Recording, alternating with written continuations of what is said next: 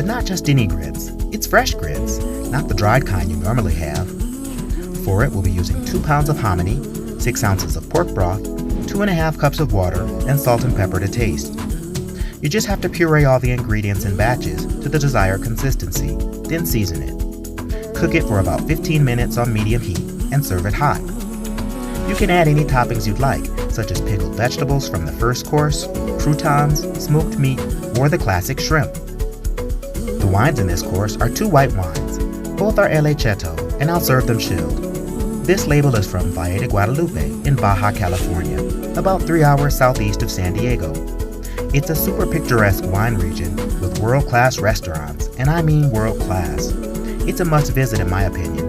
The first wine is a blend. It's Chardonnay, Viognier, and Pinot Noir from 2015. It's got a great gold color and has a hint of citrus fruit in it. It's a richer wine as white wines go because we're drinking it a bit mature. It's 6 years old. So if you like lots of butter in your grits, drink this wine with them. The Viognier is from 2019 and is a bit lighter. It tastes like tangerine and pink grapefruit. So you'll enjoy this wine if you added a bunch of pickles to your grits.